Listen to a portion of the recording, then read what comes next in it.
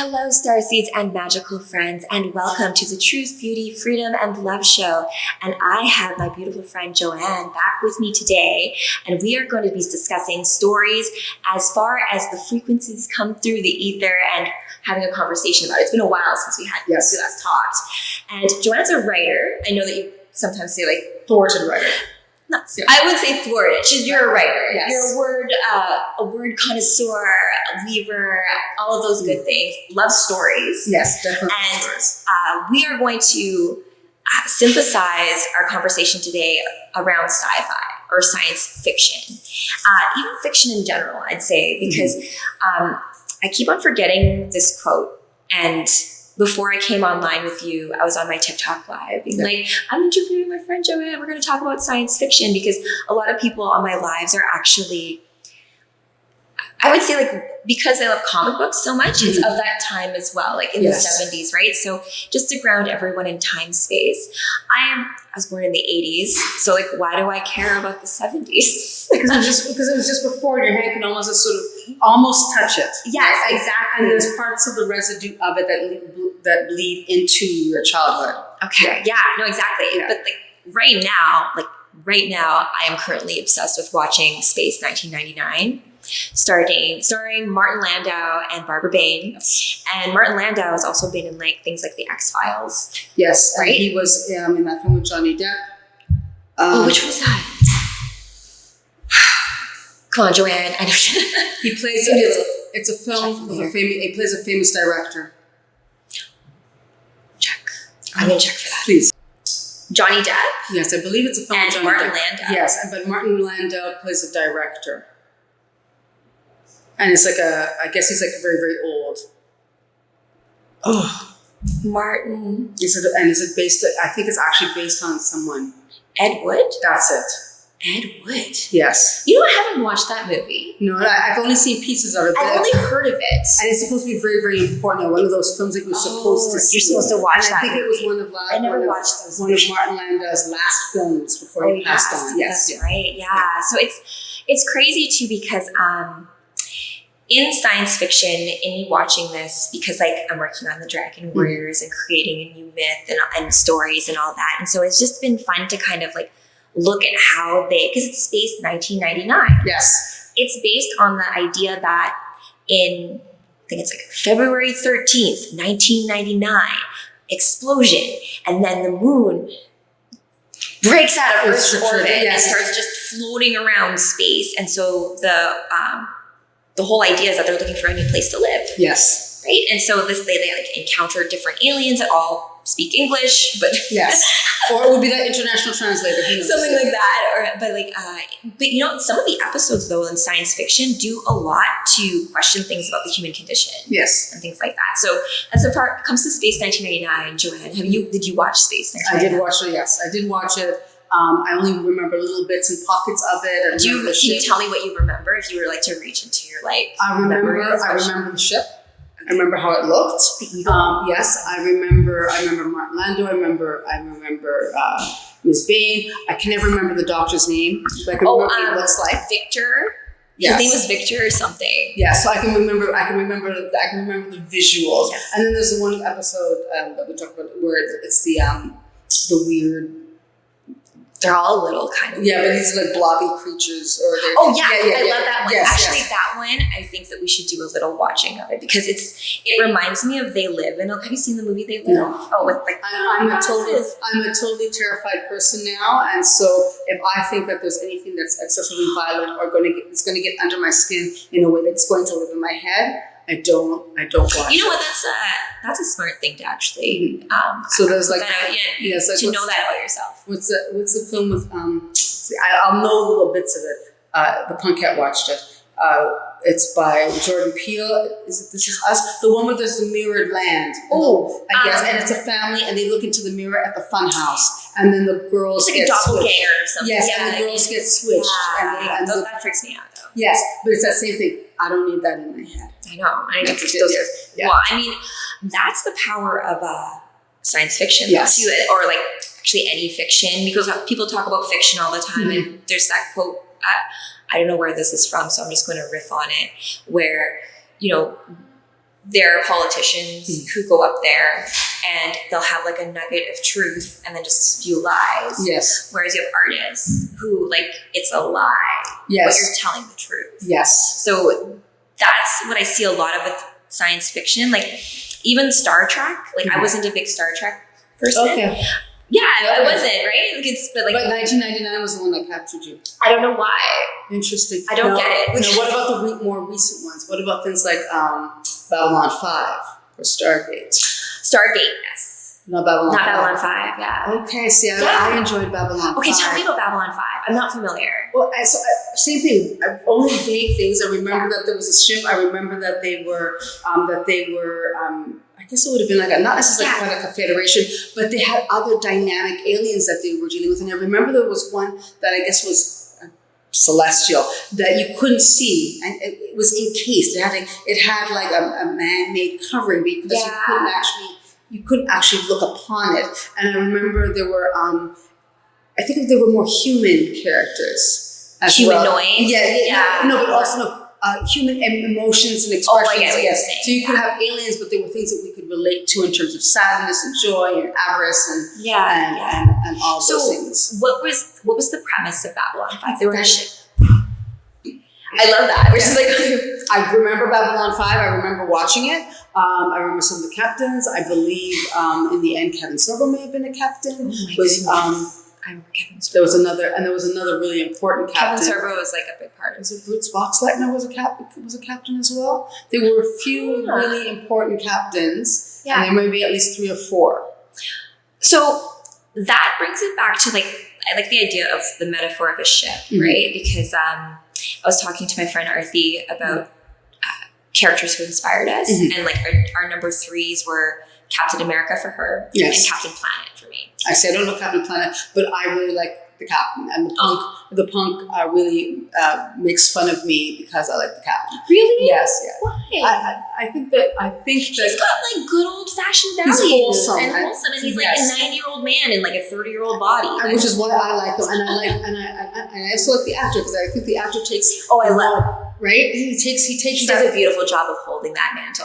Like, right? Yes, he really does. Yeah. He recognizes that sometimes the lines are blurred, and so he's going to make sure that he carries himself in a proper fashion as well that befits the captain. Yes. In this comic book, actually, which I brought this just because I wanted to talk about how science fiction creates worlds and universes, and how real those universes can be based on the amount of people that put their imagination towards it. Yes. Like Star Trek, like I'm not but how Star Trek has been able to talk about certain concepts has been groundbreaking. Yes. Even like diversity and the idea that like even Space 1999 in the 70s had a diverse cast. Yes. Right? Yes. Like, it might have been only just one person. I know. But there's a little bit of tokenization. No, but also, you could say it's tokenization, but there wasn't a lot to choose from.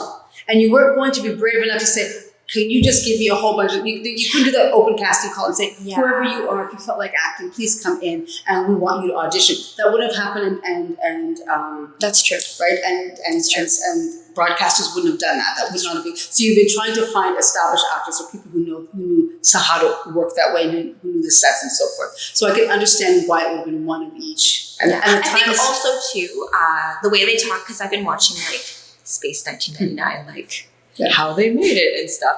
But the idea that like in the future, we would be like, you'd be people from everywhere. Like your spaceship would have like a Russian, someone from France. You'd have like an African person. And that's the same thing with Star Trek, right? The Federation was made up of people from all, and Earth was different by this point, so that you didn't. While you may have had countries, but the countries interacted with each other in a very, very different fashion than the way they do now. The autonomy would have been different, but as a result, that's why you could have such a diverse crew. Yes, and so. For you as science fiction, what do you like about science fiction? Because I will say like on the Dragon Warriors, some people aren't a big fan of science fiction. People are like more like fantasy, right? Yes. So, and I get that because they're different tropes, but like just ones that cross like Dune and Star Wars are science fiction fantasies, right? Yes. So what about science fiction do you like? I think that when I was, even when I was young, watching like the repeats of Star Trek, I think it was just the fact that it was the potential of what we were, but also the fact that it wasn't here, that it was other places, and that you were traveling out there, and who knows what out there held. Yeah. And I think that was, and then of course you get a little older, and then you start, your knowledge base is different, so you're going to either make fun of it. So I remember I would make fun of Kirk all the time, and it would be that when he was violating the Prime Directive, he was actually just having sex with some woman from another planet. That was for me. That was him violating. You know what's crazy too? I want to point out the amount of Canadian content that's like sci-fi. Mm-hmm. Like, there's like Expanse was filmed. There's just a lot of like. I think in Toronto too, like a lot of things were filmed here. Yes. Right. Yes. So even if I think of things like. It's horror movies. Like John Carpenter liked to film stuff here. Yes, and then Mr. Del Toro likes to film here as well. And I think it's because there's energetic stuff here. I think so. I think I would say that for whatever reason, our energy is a little different, and the way we interact with each other. And I think sometimes, Toronto has some really kind of weird stuff that goes on. Yeah. The fact that, if you think about it, with the tunnels that would have connected Casa Loma, the Eaton House, and apparently they go all the way downtown. I had somebody who claimed that they went to at least the Uptown Theater, which is now gone. I've heard that some of the tunnels go to Trinity College. Huh. Yes, and it would have been, and it's never clear if it was just for the people who were wealthy to be able to connect with each other, if it had another purpose, if it was used during the war to be able to move munitions around. It's never been quite clear and it's got to be somewhere, but we've never really found out. We just know that there are these tunnels that have existed. Oh, interesting. So that all goes to show like there's like so many mysteries about our Earth that we don't know about. And I feel like in science fiction, it's like a way of like taking like the mystery and being like, okay, like what if this? Yes. And then playing a thought experiment with that. And I think in today's culture, we are still almost like redoing and remaking the dreams of the 70s. Yes. Instead of like taking them and like being like, because I think projecting further. I think because I think sometimes it's comfortable, right? It's like back in the day when people would watch Happy Days, right? Yeah. You're watching the 50s. The 50s is comfortable. It's a beautiful little time. You're having, you're a bus stop. I think I find such comfort watching Space 1999. Like I feel like it's almost a benign sense of the future. Even when it was scary, it's still benign. That's a great way to put it, right? So it's a way of dealing with like that great cosmic unknown, but it's funny too. Yes, and they're not necessarily all bad. You might find some bad, but there's more hope that's going forward, as opposed to Star Trek, where it's definitely an American science fiction program because there's always a warring faction. There's never really any kind of peace. You have the Vulcans, and then you have the Romulans, and then you have the Klingons, and then Deep Space Nine had its own people and bad guys as well. Yeah. And so there's always that kind of, we're fighting the Federation, and the Federation stands for good and right, and then they're trying to influence all the other. So I feel like this is a great way to like segue into the science fiction that exists in comic books, because like I was doing some reading on like Captain Marvel, because I'm doing Marvel. Okay. Marvel. So in doing research online on Carol Danvers, which I find interesting, her last name's Danvers because Kara Danvers is Supergirl. Oh, okay. So it's just like the names of things and like how they echo each other matters. And also the fact that there was a Captain Marvel in the DC universe. Okay. Shazam, right? Yes, that's right. So it's just this interesting, like the names of things, like copyright. Like for example, in DC, like I noticed they never say superhero. They say metahuman. Yes. Because I'm pretty sure it's probably copywritten by Marvel. That's true. And I think at some point Marvel got savvy about the fact that they were creating and the way people were relating to what they were creating is very different. And I also feel that for whatever reason, it's always the young college boys that love Marvel. And it's a different type of fellow who like DC, right? Yeah. After a point, it's like, there's only so many women who can, have big breasts and tight costumes. Because it was the thing. I think there's even, is Power Girl? Is it Power Girl? Power Girl's got, but she's Marvel. Is she Marvel? She's DC. I think. She's DC. She's DC. Okay. Power Girl, So she's she's a version of Supergirl, but like Earth 2 Yes, kind of thing, and like in a very like she's very over. Yes. She's just over. she's abundant. But that's a great. She's very, very abundant, and then the young boys today have created the young boys within everyone. Yes, have created other worlds about her. And you can find a lot of other female superheroes and metahumans who are in deviant art. Yes. Right? Oh yes, yes. True that. Yes. So I wanted to bring this into play because I've been doing a lot of research into Green Lantern, and it's funny because people like ask me like, I went to Silver Snail comic books actually to go like pick up Green Lantern comics. So like, who actually reads Green Lantern comics? Yes, because he's sort of forgotten, and he's also forgotten. And you forget that there was a TV show. And I think there was a radio program. Oh, I didn't know that. Yes. I know about the terrible movie that was like ex Deadpool. That was Ryan Reynolds did Green Lantern. No, I did not know that. Don't watch it. It was awful. Okay, it was bad. So before Ryan Jackson. Reynolds did Deadpool, which is kind of funny because Deadpool and Wolverine is out right now, and Wolverine's not being played by a Canadian.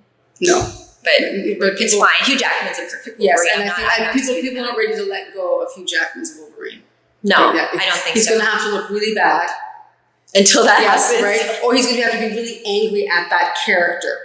Like there has to be some kind of rift. No, but I feel like that character and Hugh Jackman are kind of like fused now in our consciousness. Yes, so I have a feeling what will eventually happen is he'll get old and they'll do something to discard Hugh and have another Wolverine. Something will happen. So that there's a new, or they're going to work very, very carefully to make sure that if they retell the stories or they give another timeline or aspect of a younger Wolverine, that person is pretty special, so that we can sort of displace Hugh Jackman. Oh yeah, because that's the way to the continuity in that, yes. And so that also brings up the whole idea of how like we also inform these cosmic worlds, these imagination worlds. Like for example, like if you think of Obi-Wan Kenobi now, you kind of think of Ewan McGregor. No, a little bit. I know you don't, but a lot of the but I understand that as well. You know what I mean? Like a lot of like the animations, the video game stuff. You're going to have like the look of like what the live action movies have created, and that's kind of what happened with Captain Marvel. Yes, right. And I wanted to look into it because Brie Larson as an actress is not a very liked actress. Generally speaking, she's not seen as very.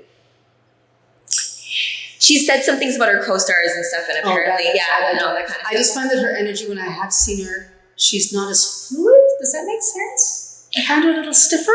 Yeah, and it could be that I'm just reading the experiences that she's had making the thing, but she didn't feel relaxed. I can't quite explain. To me, I don't know what it is. But she just doesn't have a likability about her. I'm not going to hate on her or anything because I don't know her. But she feels more DC than she does Marvel. Does that make sense? I could see that. Like when you watch the performances of all the actors in the Justice League, there's something about them that I feel Brie Larson embodies whatever that energy is. It's not a Marvel energy; it's a DC energy. That sounds really wacko, or strange, but they're very different energies. Even when you've got Tony Stark, and Tony Stark is an asshole, and he's really, really quick, and he's got all of these references, and Marvel is topical. Very topical. Yes, that's true. And DC is not. They deal with other issues. There may be things of today that they're dealing with, but they're not topical. There's not cultural references in the same way. There's not that. I agree. I was saying this last time on my talk that like DC has Gotham City, Metropolis. Yes. We have New York and Marvel. Yes. Right? And you have these are like real places. Yes. So it's kind of like the way it grounds itself and how it talks about its multiverse is different, and how it deals with it is different, and the cosmic factors at play are a little bit different, right? Yes. And so in this comic book, it's a newer comic book, but what I like about it a lot is like it crosses over 3 factions, right? Avengers, X-Men, and Eternals, and like just a synopsis of it, because I'm not going to talk about it entirely. It's just more about the concept of the reason why it's called Judgment Day is because the X-Men figure out how to defeat death. Oh. It's not an easy process, right? But they have to do a bunch of stuff, but they can bring people back to life. Why do they want to defeat death? What's the purpose of that? What is it? That is a great question, but in the concept of this, they're doing it because they have a purpose, right? The X-Men feel like they're guardians. They have a whole society in this. And so it's not something done lightly when they bring people back. Okay. Though, right? It takes, I forget how they actually do it. There's like there's a whole like process. Yes. Yeah. And so the X-Men now go from like Jean and Scott have this conversation where they're like, wow, like now the humans like hate us even more because now like they're jealous of us too. Yes. And Jean says something really interesting because she said, if they would just ask nicely, maybe we could help them too. Yes. Like we could use this process for them. Yes. But you're too busy like hating us for finding out how to do this. Yes. Meanwhile, the Eternals start to get all like uppity because they're like, oh my gosh, they're new gods now. Yes. So yeah, like we're not the only Eternals. Like there's other immortals, and so they start to get like, and there's like an Oranos in here, and so there's like there's a power play of how like what's considered deviant and what's considered orderly, and who has the right to be the guardians of that order on a cosmological scale. And I guess the X-Men are also then choosing who gets to come back. Yes. Okay. Yes. And I would take it that they're always going to be trying to choose for the greater good. You hope. Okay. Right? And so that's as opposed to like Magneto, whereas Magneto would try to choose someone. Magneto in here is actually like in this comic book, because one thing I love about X-Men too is like you have like all these timelines, all these different versions, so they can all play together. Yes, it's like Fantastic Four. Yes. We need to go a deep dive into Fantastic Four because they're very important in Marvel, and they like don't get them and like Ant-Man and the quantum realm. Like there's a lot that but it was on and Fantastic Four sort of been out to the sidelines only because of the fact that they weren't made in the Marvel universe when they were first made. Right. That's true. So they're trying to bring them in now, but you couldn't, and you can't really use their story. You can't use whoever they are. Like it's just. Oh, I know. Yeah, it sucks because in this Storm has terraformed Mars. Okay. And so her and Magneto are they run a mutant society on Mars. Yeah. Interesting. Yeah, Magneto like asks people to like give Aurora offerings and stuff, and she's like, "Please, no, I'm good." But Magneto's like, "Good." Interesting. Yes. Or without ulterior motives. Yes. But in the end, what they end up finding out is that the Eternals. They come to there's a war that ends up happening between the Eternals and the X-Men, and the Avengers are like, stop, because the fallout of this is going to be people, and like innocent people. It eventually comes to a play where like they create a new god, and this god puts them through tests. Interesting. Yeah, to prove their worthiness as being a hero or a god, right? But then the big thing at the end that's really... But can you trust this god? No. You can't, because this is the lesson of it, and this brings it back into science fiction and humanity's role on a cosmic level, right? That the gods, judge us, but we judge them too. Yes. And humanity's judgment sticks. Yes. So, and what ends up happening is like Cersei admits to everyone that the Eternals' immortality comes at a cost. It's not just from nowhere. And is it Cersei, or is it somebody that they've created that's like Cersei? No, it's like she's an Eternal. Like she's... But it's Cersei, the god Cersei. She's playing on it. Okay. Like Oranos is playing on the god. Okay. Oranos. Like I think Marvel does a lot more of like... I was reading a Doctor Strange comic book, and Merlin's in that, right? Yes. And Camelot and Arthur, and like Merlin is who gives Captain Britain his powers and stuff. And people are like, Merlin's Marvel? Yes. Camelot's Yes, Marvel? and it would be that they've gone there, but it's not Marvel. But it's like but that just goes to show like in the domain of the imagination realm, Camelot is a place that you can go to and pull into your own universe. Yes. So it's kind of like when you like Gargoyles. Did you watch Gargoyles? Gosh, I did love. I had such a crush on Goliath. Everybody had a crush on Goliath. Everybody had a crush on Goliath. I know. He was like strong and stone and humorless. And so humorous, but every so often, he would figure out something that was humorous, and he would try to drop out of a bomb, or you could hear when he was amused by something because he finally got it. Yes. That show, Darkwing Duck. I didn't watch a lot of Darkwing Duck. Oh man, I love Darkwing Duck. Okay. And there was another show that I was like into about that. But this was to say that like all of these stories, especially science fiction, yes, because you're projecting a future. Yes. And there's also a relief to it because it means you can control it. Yes. Yeah. And so you can do a little experiment and be like, okay. And then also like ideas from that. Like think about how 2001, A Space Odyssey, Stanley Kubrick influenced the way we even do space. Yes. Right. Yes. And, or Terminator, and now with AI and sentient machines and yeah. So there's a lot of things, and you can't tell if are the people prescient, or have we decided to catch up and think that's a really interesting seed, and maybe we should take that seed and let it grow.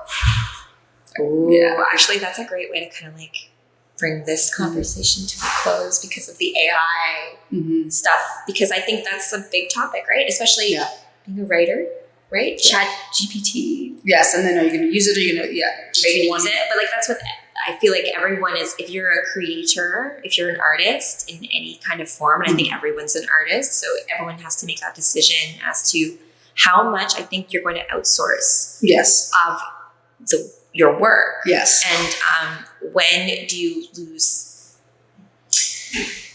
Because everything's a remix, right? I like to say that like I don't think that any story that like I write or anything is like from me entirely. You're almost like a little like.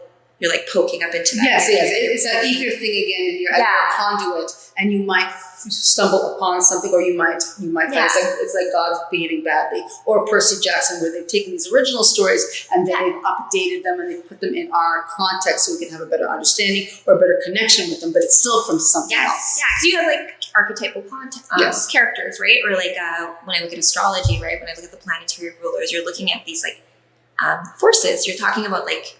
And they're all in us too, right? So it's just like this concept of like, okay, we are these great cosmological forces embodied in a human experience, right? And so when we go out into space as a human being in our like fragile meat suits, it's this interesting interplay of like realizing being small but so vast and infinite. Yes, and then every so often you sort of break the wall, because then you either manifest something or something very specific happens that you cannot necessarily rationalize about how can you do this, but yet still it has happened. Yes. And what is your opinion on the AI? Do you think like the AI, character, let's say, of what's I'm not comfortable with it, and I'm one of those. I'm one of those. Oh my God, I don't want the Terminators to come.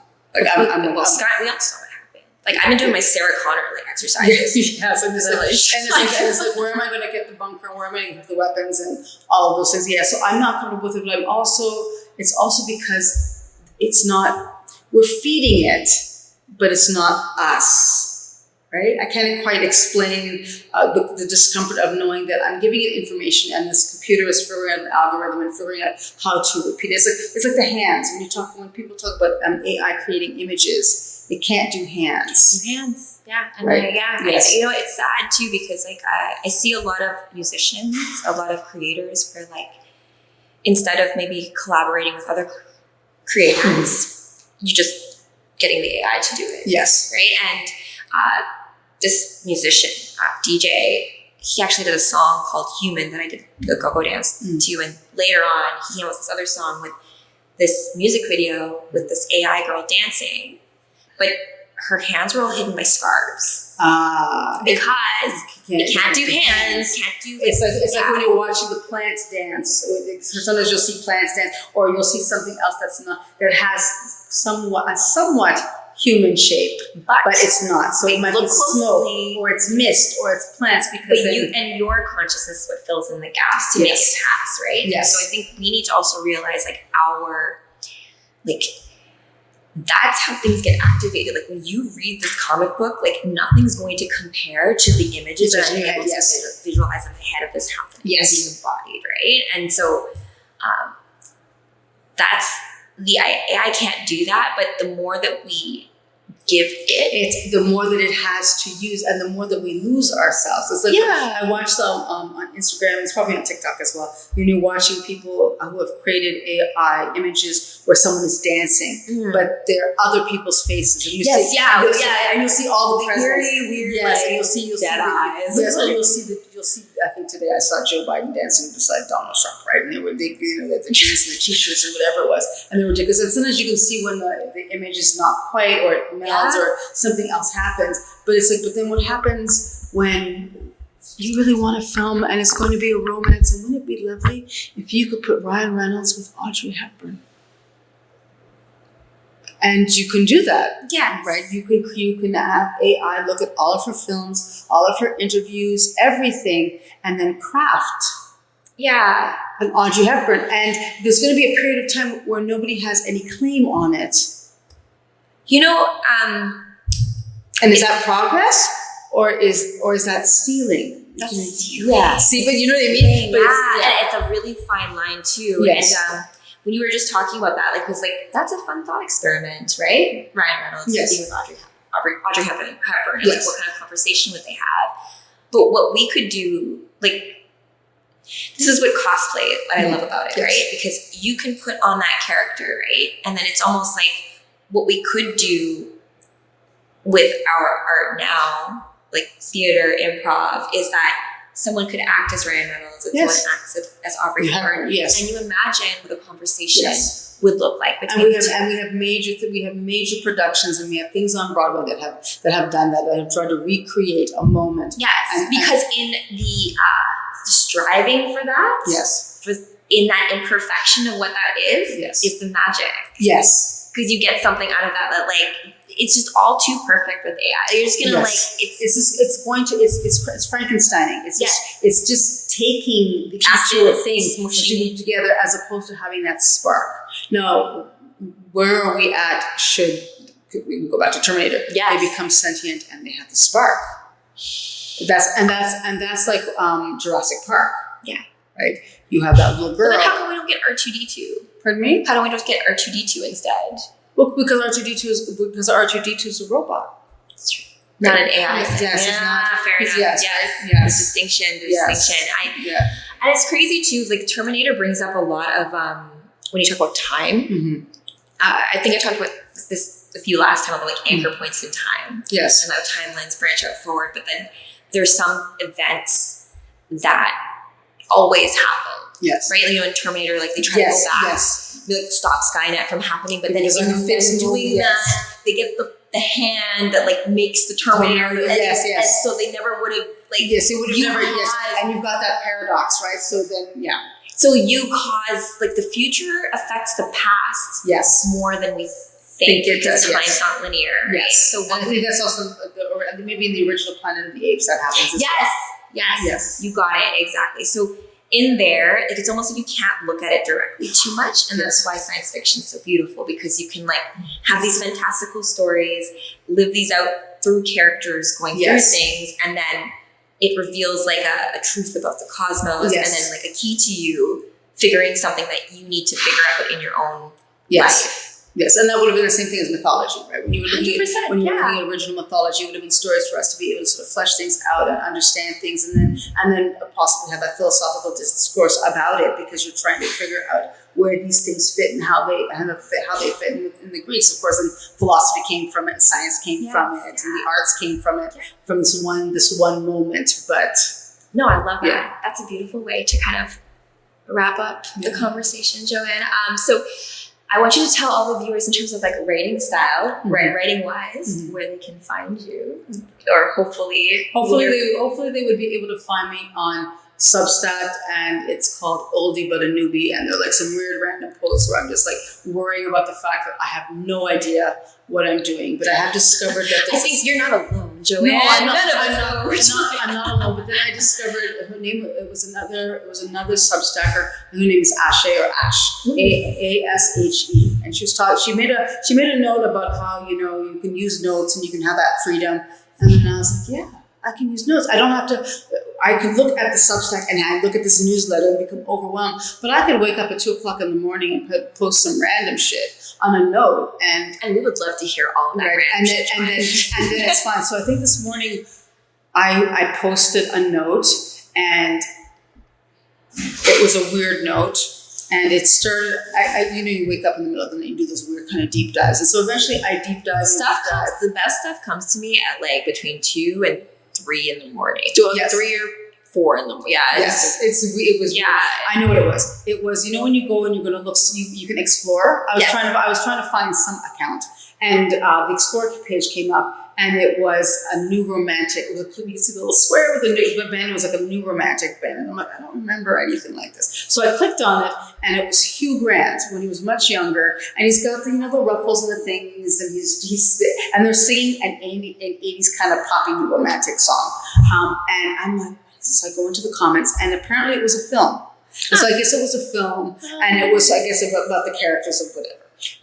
And so I'm like, this is the strangest thing. And then people were talking. I'm a comment person because I don't trust anything. Because you have to go to the comments. You have to read the comments because sometimes you read something false, and then you have to go, is this really false? Verify. Yes, exactly. Yeah. So then I was reading the comments, and then somebody said that they were someplace, and Hugh Grant was there, and they started humming the song that he sang in the movie.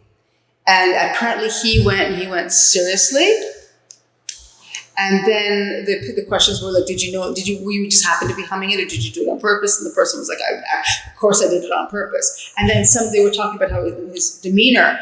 And so he said, well, Hugh Grant is always irritated. That's part of his charm. And then I thought, charm? Yeah, and I get it, right? It's part of his shtick. It's a shtick. It's very much a shtick. He's either a British kind of yes, I'm so over this. Yeah. British, confused, selfish, self-absorbed, or lost. He also stole jobs from like little people and as being an Oompa Loompa, I think. No. Well, he played an Oompa Loompa in the latest Charlie and the Chocolate Factory.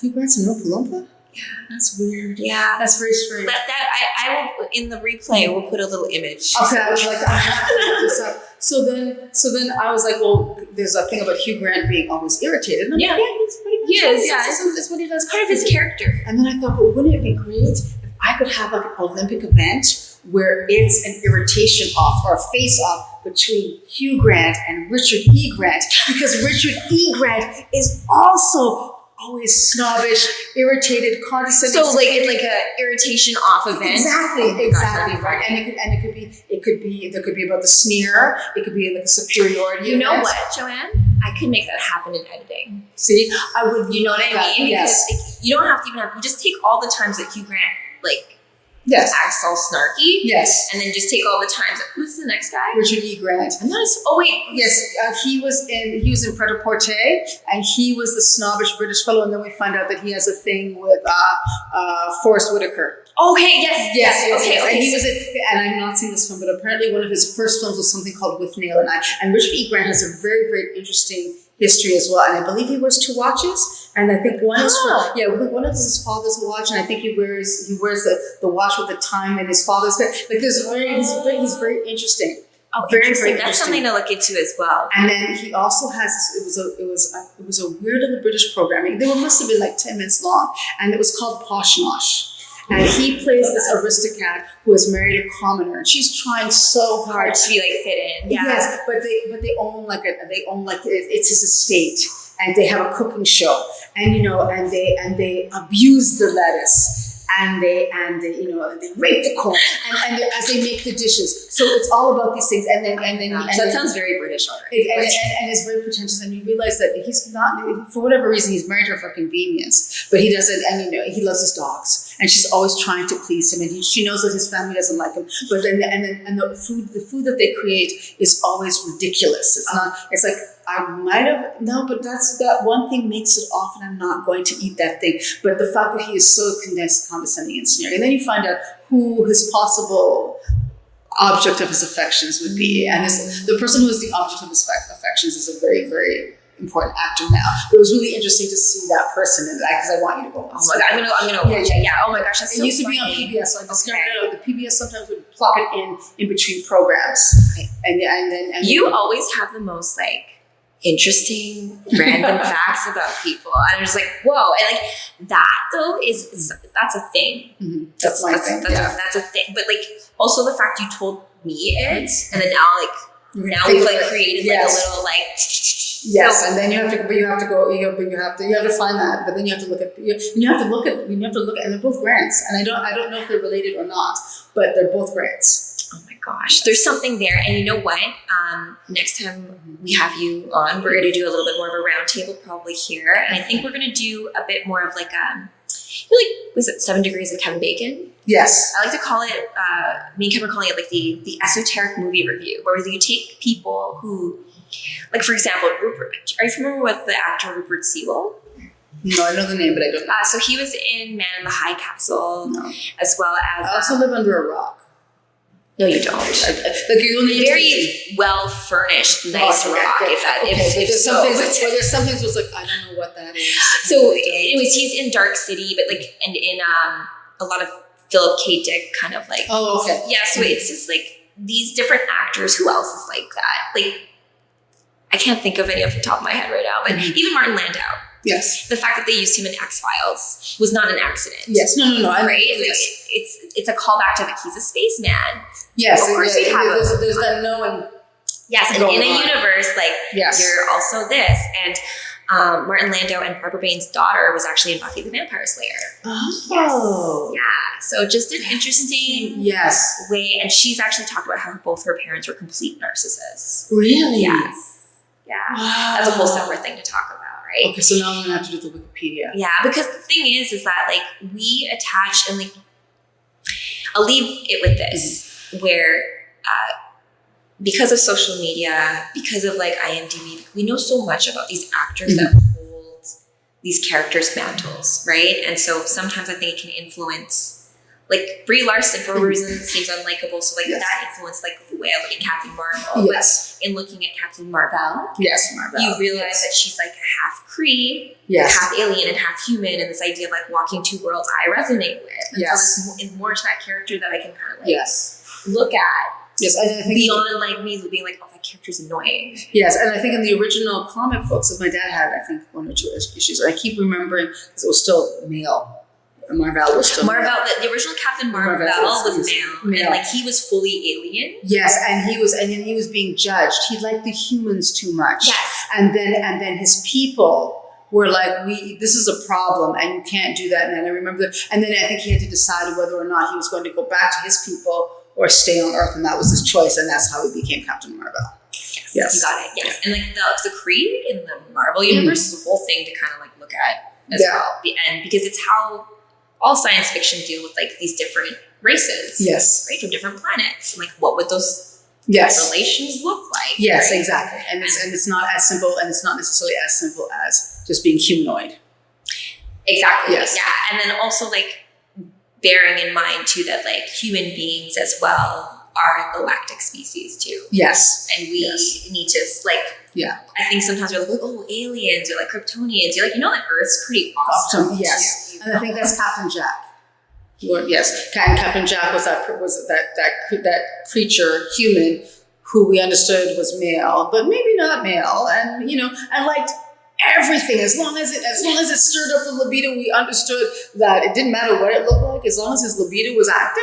This was something that he was going to explore, regardless of what the galactic entity looked like. And I think that we have the understanding that we could be attracted to something else. That's that also as like growing up mixed race, it resonates like with me because you feel like you don't fit in anywhere, but then you realize you do belong to like and your uniqueness is what makes you. And you have to find your tribe, because sometimes there's the other thing where you don't fit, or people look at you and they look at you badly. And then you have the other people that look at you a lot and think that you're just this wonderful thing, and there's that fetishization, and you have That too. right, and 100%. you don't know where exactly you're going to fit, because you don't want to be a flavor, but you also still want to be liked, and it's that weird, and it's really strange terrain to have to go It's through. the balance of was it fitting in versus belonging? Yes, yes, Right. You shouldn't have to like trying to fit in, but then you just belong with who Yes, your motley crew of like. and you're just going to find them, and you're going to have that same sense of humor, or you're not going to have the same sense of humor, but for whatever reason, the fact that your types of humor bounce off of each other, it still works. And that's why we're friends. Yes. On this little spaceship that we call Earth. Yes. Yes. Together and doing our thing. What was the TV show? Big Blue Marble.